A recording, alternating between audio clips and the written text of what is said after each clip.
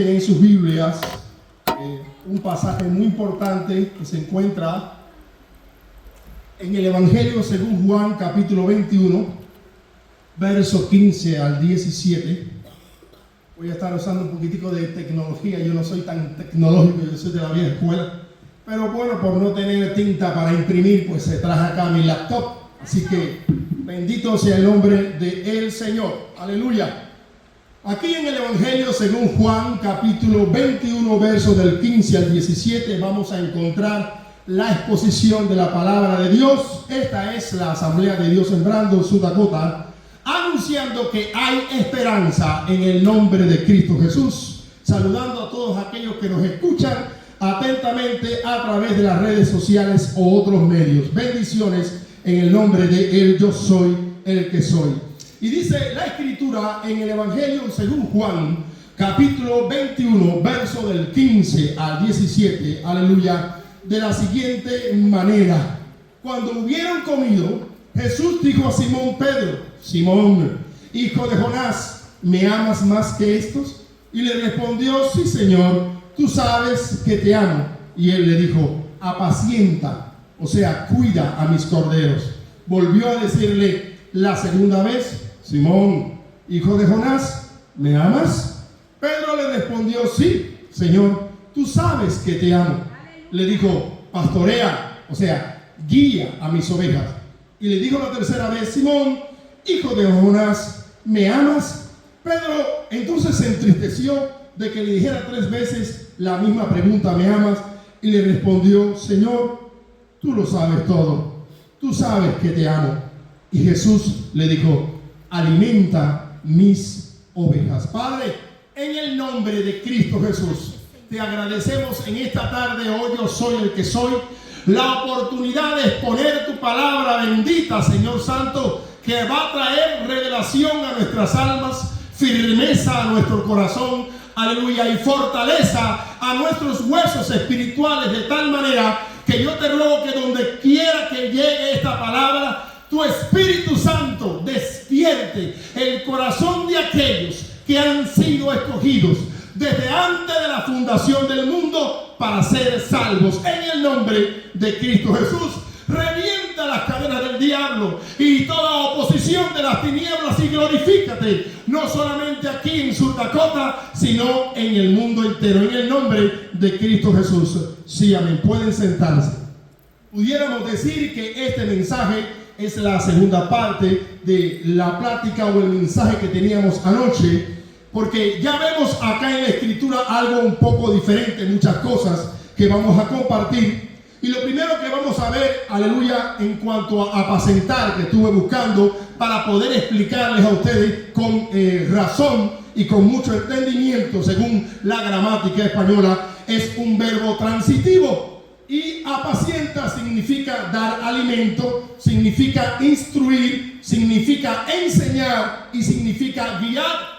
Para muchas personas que no tienen un conocimiento vasto del español, quizás como yo, aleluya, leemos apacienta y lo que pensamos es en ver a un pastor pasándole la mano en la cabeza a la ovejita, dándole hierbita y hasta ahí. Pero este verbo transitivo, apacentar, significa más que acariciar, alimentar espiritualmente, instruir, enseñar y también guiar o dirigir. Y vemos, aleluya, que Cristo le pregunta a Pedro durante 3 veces una pregunta, y luego que le hace la misma pregunta empieza a decirle: cuida, guía, alimenta, aleluya. Y al punto de que ya vemos un Pedro que ya no es el Pedro de anoche, que decía: aunque todos estos te abandonen, yo jamás estoy dispuesto a morir. Ya al final Pedro es tocado en su corazón y Pedro le dice al Señor: Señor, tú lo sabes todo. Como diciendo: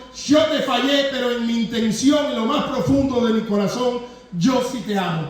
Pero ya no me atrevo a alardear de algo porque no sé cómo voy a reaccionar. Aleluya. Y en esta tarde yo quisiera llamar a conciencia al pueblo de Dios, pero también a todos aquellos que se llaman pastores, que han sido llamados algunos por el Señor y otros puestos por ellos mismos. Algunos, como decía el apóstol Pablo, predican el evangelio para la gloria de Cristo, otros por contienda para herirme, decía el apóstol Pablo. Y también decía el apóstol Pablo, pero de una manera o de otra, el evangelio es predicado. A ti que has sido llamado y puesto por Dios, o a ti que te pusiste tú mismo en el ministerio y nadie te llamó y lo has hecho, aleluya, quizás por orgullo, por vanagloria, por, aleluya, razones económicas. Tengo, aleluya, una palabra que decirte, bendito sea el nombre del Señor. Primeramente, las ovejas no son tuyas, las ovejas son del Señor. Segundo, aleluya,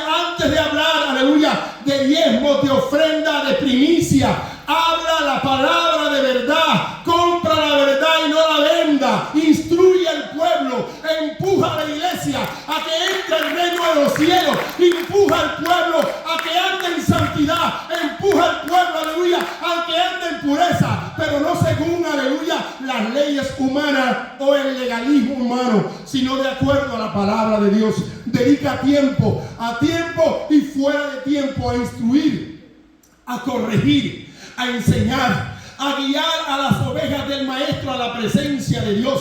Recuerda, obrero bien llamado o obrero mal llamado, alabado sea el nombre del Señor, que todo lo que el hombre sembrare es un día va a recoger. Bendito sea el nombre de aquel que vive por los siglos de los siglos. Y a ti, oveja de Jesucristo, busca donde te hablen palabra de Dios. No deje que tus sentimientos sean manipulados. Busca la manera de entrar en la presencia de Dios. Observa las enseñanzas de aquel que se dice ser tu líder. Escucha y escudriña la palabra de Dios para ver si es así, en verdad, como dicen las Sagradas Escrituras. Apacienta, guía, cuida, alimenta mis ovejas. En Lucas capítulo 18, verso del 1 al 8 nos dice la Escritura. Entonces Jesús les contó una historia para enseñarles que siempre deben de orar y nunca perder la esperanza. Y les dijo, en un pueblo había un juez que no tenía temor de Dios y tampoco le importaba lo que pensaran los demás. En ese pueblo había también una viuda. Ella le insistía al juez y le decía, hay un hombre que me está haciendo daño, pido justicia. Por un tiempo el juez no quiso ayudarla, pero después se dijo a sí mismo, aunque yo no le temo a Dios y tampoco me importa lo que piensen los demás, ayudaré a esta viuda. Si no lo hago, me seguirá molestando y me hará la vida insoportable. Dice esta versión, palabra de Dios para todo. Entonces el Señor dijo, fíjense en lo que dijo el juez injusto. ¿Acaso Dios no hará justicia a sus elegidos que claman a Él de día y de noche y se demorará en responderle? Les aseguro que Dios hará justicia rápidamente para defenderlo. Pero hay algo que me interesa mucho en este verso final. Pero cuando el Hijo del Hombre venga a la tierra, encontrará aquí gente que cree en Él. La Cipriano de Valera dice, hallará fe el Hijo del Hombre cuando regrese. O sea que cuando Cristo regrese, encontrará personas todavía que creen en Él, que tienen fe en Él.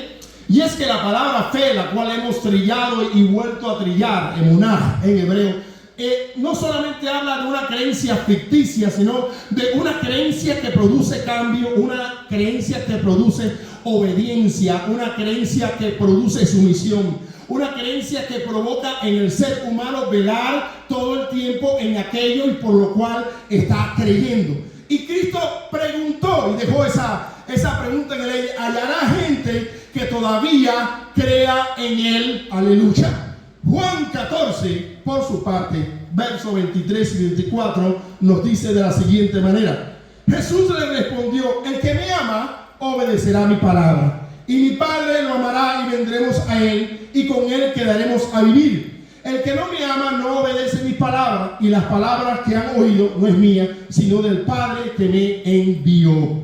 El concepto de creyente, el concepto de cristiano, el concepto de hijo de Dios, hoy más que nunca se está pulverizando y disolviendo en la sociedad que vivimos.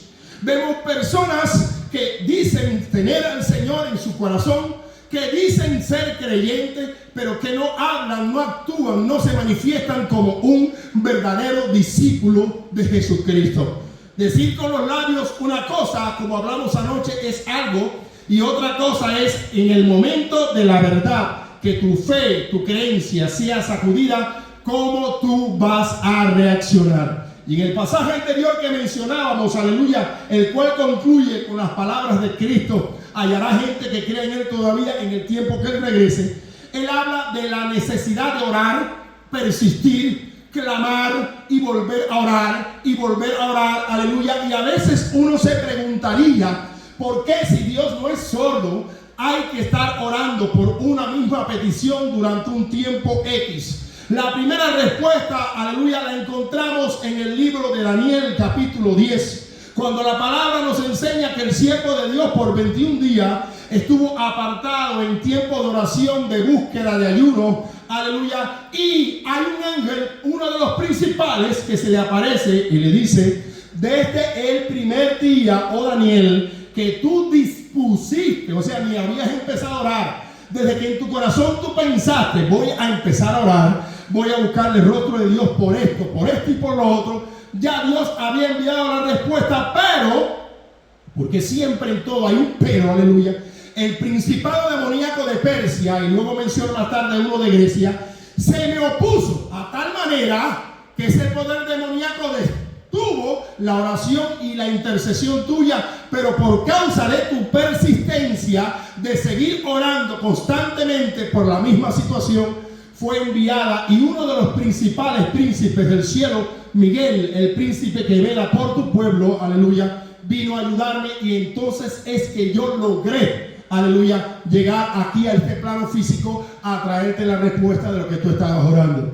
¿Por qué necesitamos orar constantemente y quizás por lo mismo tantas y tantas veces? También en segundo lugar, porque el Dios del cielo quiere, aleluya, ver qué intención, qué deseo tú tienes de pagar el precio, aleluya, por la situación X por la cual tú estás orando. Además, es más claro que el agua que el príncipe de este mundo va a impedir por todos los medios de que tú logres el propósito que Dios tiene para tu vida. Y por eso vemos tanto cristiano chueco, tanto ministro chueco, tanto, aleluya, evangelio chueco en tantos lugares, que a pesar de que prospera, sabemos, alabados el nombre del Señor, aleluya, que van ciegos, porque todo aquel que no guarde la palabra de Dios, que está escrito como acabamos de leer, aleluya, no tiene presencia de Dios. Podrá tener cualquier presencia, cualquier manifestación, porque quiero decirle que los demonios también hablan en lengua, y los demonios también provocan sentimientos, los demonios también traen milagros y hacen sanidades, aleluya, porque hay hechiceros y magos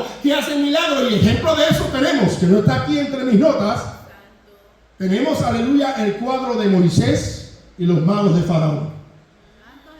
Ahí tenemos un ejemplo bíblico claro, guerra espiritual, aleluya, contra magos, aleluya, de alta magia, que pudieron replicar varias de las plagas que el Espíritu Santo estaba provocando.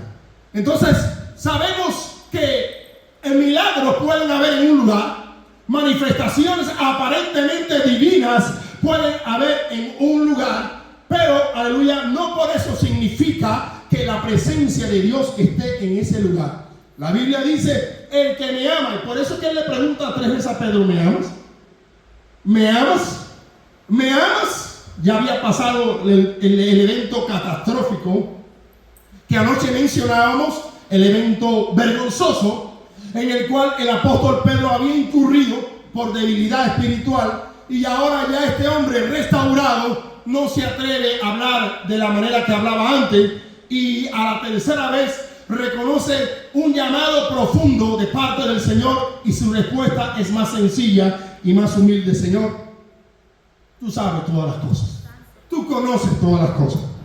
O sea, que cuando la palabra nos dice, el que me ama, mi palabra guardará, y el Padre entonces amará a esa persona y vendremos a Él y nos quedaremos a vivir con Él. Pero el que no me obedece, el que no obedece mi palabra, aleluya, pues no es mío, no está haciendo lo que yo estoy diciendo. Puede vestirse de evangélico, puede hablar de lo que sea, aleluya, pero si tú no quieres obedecer la palabra de Dios, no puedes obedecer a Cristo. No digas que amas a Dios, no digas que amas a Cristo, no digas que eres discípulo de Cristo, no digas que eres cristiano, porque entonces se cumplirá en tu vida lo que está escrito en el libro de Revelación Revelaciones o Apocalipsis, tienes nombre de que vive, pero estás muerto. Muerto espiritualmente. Quizás con mejor salud que yo, pero en el espíritu completamente muerto. Marcos capítulo 10, verso 17 al 20, dice así la escritura. Cuando Jesús estaba saliendo, un hombre se acercó corriendo y se arrodilló delante de él y le dijo: Maestro bueno, ¿qué debo hacer para tener la vida eterna? Jesús le contestó: ¿por qué me llamas bueno? Solo Él es bueno. Tú sabes los mandamientos. Si seguimos el resto del pasaje, vemos que este hombre contesta o replica hacia atrás: mira, ya todo eso yo lo he guardado en la juventud. Hay algo más que pueda hacer para garantizar la eternidad contigo, aleluya. Y el Señor le menciona otros aspectos importantes. Ahora, la Biblia nos menciona a nosotros los 10 mandamientos, bendito sea el nombre del Señor, cosas que no se enseñan en las iglesias, en muchas iglesias, y algunas iglesias hasta se atreven a decir la blasfemia de que los mandamientos de Dios, la ley de Moisés, como algunos le llaman, aleluya, son mandamientos que era para Israel, que no es para la iglesia, bendito sea el nombre de Dios. Si usted tiene el pensamiento que los 10 mandamientos son para Israel y no para la iglesia, entonces, hermanos, despídase de la salvación, despídase de la vida eterna y despídase del sacrificio en la cruz del Calvario, aleluya. Porque los 10 mandamientos, bendito sea el nombre del Señor, mal llamado la ley de Moisés, porque la ley de Moisés estaba constituida en una serie de sacrificios y ritos, aleluya, que están mencionados en el Antiguo Testamento, leyes que fueron abolidas en la cruz por Cristo Jesús. Pero en ninguna parte de la Biblia Cristo dice que Él vino a abolir los 10 mandamientos. Al contrario, Él dijo claramente en su palabra: yo no he venido a abolir la ley, sino a ponerla en cumplimiento. Pero no se refería a aquellos sacrificios de animales, a aquellas leyes de limpieza, a aquellas leyes de purificación, a aquella serie de leyes que son en total 612 estatutos y decretos para el pueblo de Israel, sino que se estaba refiriendo a los mal llamados mandamientos de Moisés, que no son más que la ley moral de Dios. La ley moral de Dios, los 10 mandamientos reflejan la ley moral de Dios, que sí están vigentes para el pueblo del Señor, aleluya. Y la Biblia nos dice claramente en Éxodo 20, el 1 y 31 al 18, y enfatiza la importancia grande de estos 10 mandamientos. Por eso es que cuando este hombre, joven o mayor, ¿verdad? Que sea, algunas versiones dicen un joven, otros dicen un hombre, se le acerca a Cristo y le pregunta: ¿qué debo hacer para alcanzar la salvación? Inmediatamente Cristo le dice los mandamientos. Tú conoces, ya tú sabes los mandamientos, alabados sea el nombre del Señor, y le menciona algunos de ellos. Estos mandamientos o leyes de amor nos enseñan a amar a Dios, bendito sea el nombre del Señor. Son instrucciones dadas al ser humano para que ande en el camino de la vida y el camino del amor, aleluya, y el respeto a el vecino o a el prójimo, por decirlo así. El Cristo de la gloria, nuestro Señor, los condensó en Mateo 22, verso 37 al 40, cuando pronunció la siguiente palabra. Y cuando digo los condensó, los comprimió en 2 mandamientos, y les voy a explicar por qué. Amarás al Señor tu Dios con todo tu corazón, con toda tu alma y con toda tu mente. Este es el primero y el grande mandamiento. Y el segundo es semejante: amarás a tu prójimo como a ti mismo. De estos 2 mandamientos, óigame bien, de estos 2 mandamientos, dice Cipriano de Valera y todas las versiones, depende la ley y los profetas. No dice de estos 2 mandamientos sustituyen los 10 mandamientos, y les voy a explicar por qué. Sino que estos 2 mandamientos depende la ley y los profetas. Los 10 mandamientos aplican el significado de estos 2 principios. Los primeros 4 mandamientos nos enseñan cómo amar a Dios, y los últimos 6 nos hablan cómo tenemos que amar a los demás. Es una conexión del amor de Dios, del propósito de Dios, del carácter de Dios. Por ejemplo, vemos que el apóstol Pablo, ahí en Romanos 13, verso del 9 al 10, y en primera de Juan, el apóstol Juan, capítulo 5, verso 3, nos mencionan algo. No adulterarás, no matarás, no hurtarás, no dirás falso testimonio, no codiciarás, y cualquier otro mandamiento en esta ley se resume: amarás a tu prójimo como a ti mismo. ¿Por qué? Porque cuando una persona ama, pues no adultera. Cuando una persona ama, pues tampoco va a matar. Y cuando una persona ama al prójimo, tampoco va a robarle. Y cuando una persona ama al prójimo, tampoco va a tener falso testimonio. Y cuando una persona ama al prójimo, no le va a codiciar sus cosas. Aleluya. Y vemos entonces que cuando la Escritura nos dice, ama a tu prójimo como a ti mismo, está resumiendo, condensando, aleluya, los 6 mandamientos que tienen que ver, aleluya, con la relación de nuestro prójimo. También la Escritura nos dice, este es el amor de Dios, que guardemos sus mandamientos, y sus mandamientos no son gravosos. Primera de Juan, capítulo 5, verso 3. Ahora bien, Cristo reveló a través de este pasaje que acabamos de leer la importancia y el requisito para poder entrar a la vida eterna. Se nos ha enseñado una verdad. Cree en el Señor Jesucristo y serás salvo tú y tu casa. Acepta a Jesucristo como tu Señor y Salvador, y a partir de ahí tendrás la vida eterna. Otros pasajes amplían un poco más. El que creyere y fuere bautizado será salvo. Ya hablando de un compromiso más. No solamente cree en tu corazón, sino también confiesa con tu boca en el bautismo, aleluya, su nombre sagrado, y entiende de una vez y por todas entrar en un pacto de muerte y resurrección, porque cuando una persona se bautiza, muere, aleluya, y cuando es sacado del agua, aleluya, espiritualmente resucita. Bendito sea el nombre de Dios.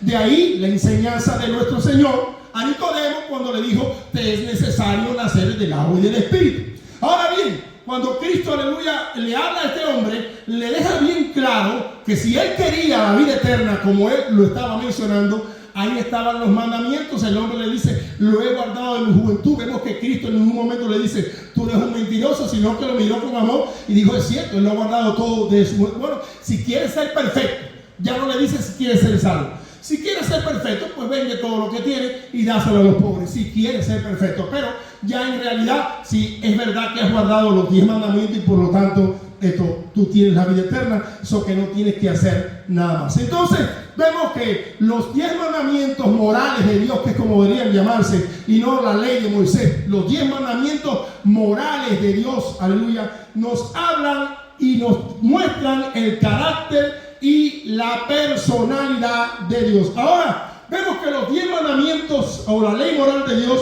también definen lo que es pecado y lo que no es pecado. Por eso que el apóstol Pablo en Romano decía, hasta que no vino la ley, yo no pude entender qué cosa era pecado y qué cosa no era pecado.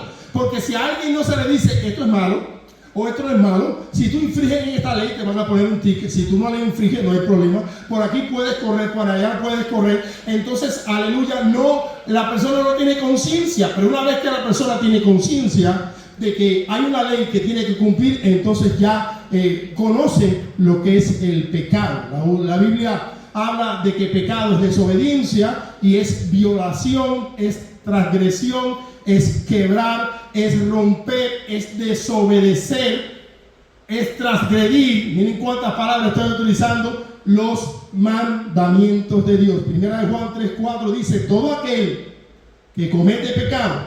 Primera de Juan 3:4. Todo aquel que comete pecado infringe, viola, rompe, quebranta también la ley. ¿Cuál ley? Los mandamientos de amor de Dios. Porque el pecado es infracción de la ley. En otras palabras, el pecado es todo lo opuesto a los mandamientos o a la ley de Dios. Y sabemos que la Escritura en Romanos capítulo 6 verso 23 nos dice, porque la paga del pecado es muerte, mas la dádiva de Dios es vida eterna, es regalo en la presencia del Señor. Y de ellos nos habla Romanos 3:23 y Santiago 2:10 al 11, que lo vamos a estar leyendo en esta ocasión, pero que sí sabemos que son pasajes de las Escrituras que nos están instruyendo a ser un verdadero creyente. Quiero decirte, hermano y amigo que me estás escuchando, hay millones de personas, y puedo decir con garantía, millones de personas que están yendo a la iglesia en el mundo entero y van camino a la condenación eterna.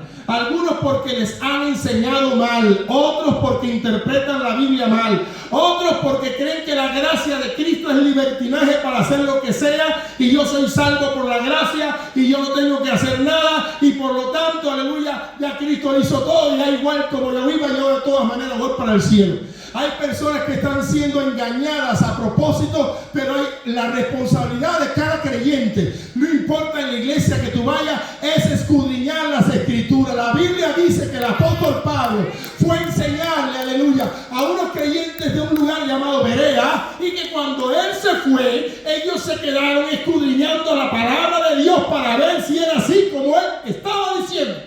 Entonces nadie va a ser responsable el día de mañana de decir: a mí me tocó un falso pastor, a mí me tocó un pastor que solamente le hablaba de primicia y hablaba de ofrenda, a mí me tocó un pastor que nunca se preocupó, aleluya, y que lo que enseñaba eran bagatelas. Tu deber es escudriñar la Biblia para ver si lo que ese pastor está enseñando está en la palabra de Dios. Y escucha bien, si lo que ese pastor está enseñando está en la palabra de Dios, más te vale que obedezcas la palabra de Dios. Más te vale que la obedezcas y no busques conceptos teológicos y justificaciones teológicas, porque la palabra y el evangelio de Jesucristo es sencillo. Él lo dijo: mi carga no es tan pesada y mi yugo no es tan difícil de llevar. Los hombres son los que con su teología y sus enredos han complicado el evangelio de nuestro Señor Jesucristo. Dice Romanos capítulo 6, verso del 1 al 2, no reine pues el pecado en vuestro cuerpo mortal, de modo que lo obedezcan en sus malos deseos. Ahora bien, los 10 mandamientos se encuentran en el Nuevo Testamento. En el Antiguo Testamento aparecen en Éxodo 20 y en Deuteronomio capítulo 5. Ahora bien, en el Antiguo Testamento nos dice el Señor en Malaquías 3:6: yo soy el Señor y nunca cambio, y ustedes siguen siendo hijos de Jacob. Por su parte, en Hebreos 13:8 dice: Jesucristo es el mismo ayer, hoy y por todos los siglos. Dios no cambia. Dios no muda de parecer. Dios no es que hoy te enseño algo y mañana me arrepiento y ya cambié todas las cosas. Él sigue siendo el mismo ayer, hoy y por todos los siglos. Somos nosotros los que cambiamos, lo que malinterpretamos, o en el peor de los casos acomodamos la escritura para hacer lo que se nos paga la gana. Por eso tú que te eriges como pastor, como evangelista, como profeta, y estás enseñándole a la gente cosas que los va a llevar a las mismas calderas del infierno, tu condenación será atroz por haber utilizado la palabra de Dios para tu propia conveniencia y para tu propia condenación. Pero tú, miembro de cualquier iglesia, que no has sido capaz de escudriñar la escritura para ver si las cosas son así, también eres culpable. Alabado sea el nombre del Señor, porque la Biblia está escrita para que la estudies y para que la leas.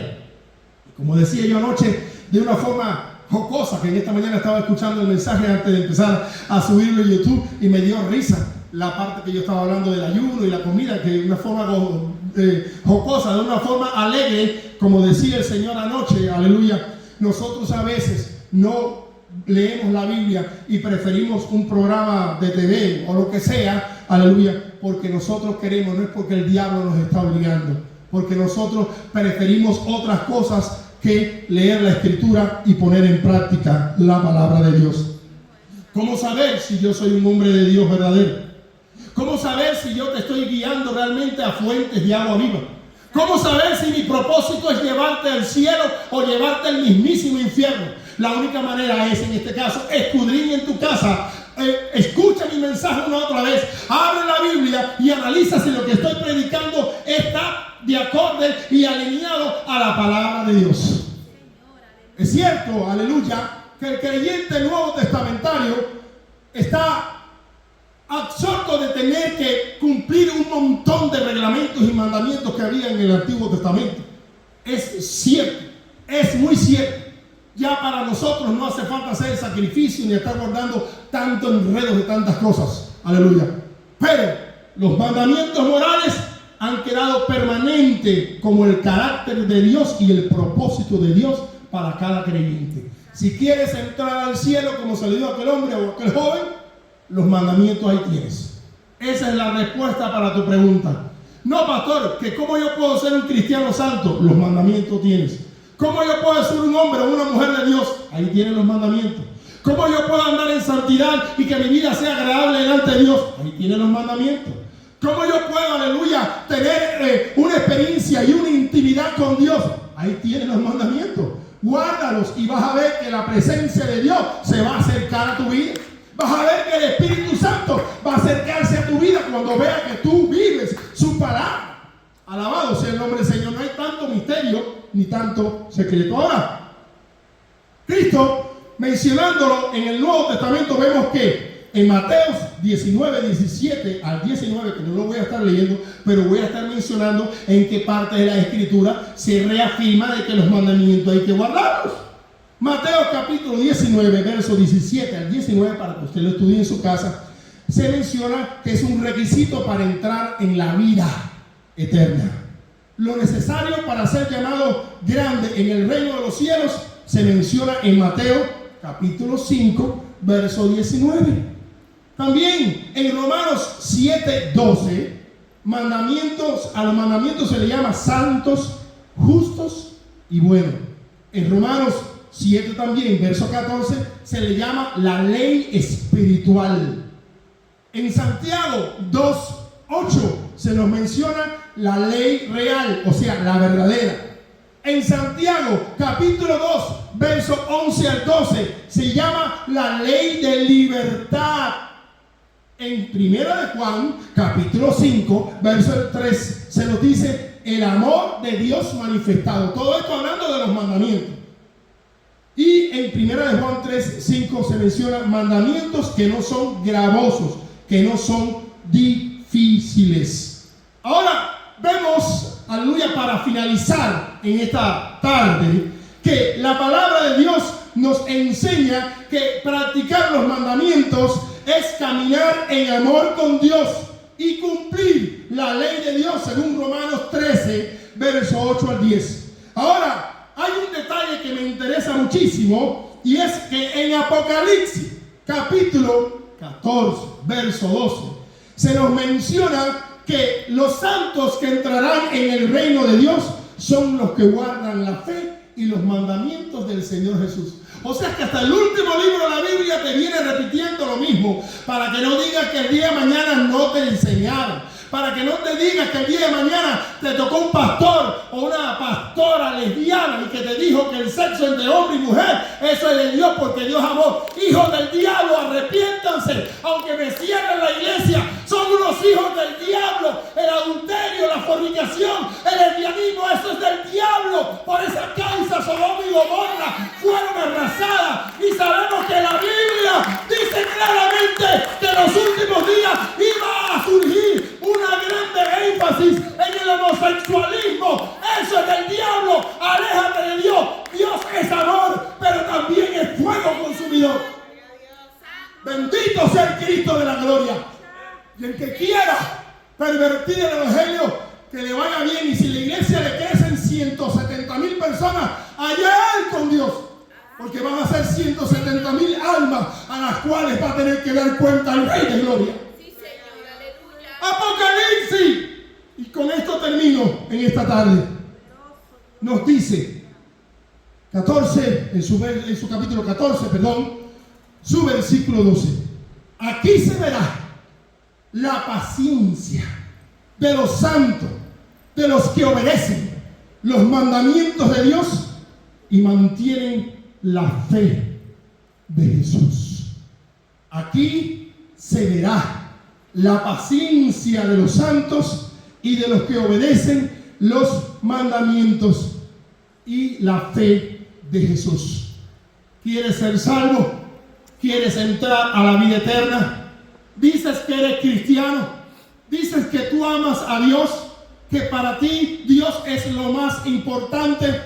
No lo hables tanto, no lo digas tanto como lo decía Pedro: yo nunca te negaré. Demuéstralo con tus hechos. El que me ama, mi palabra guardará. El que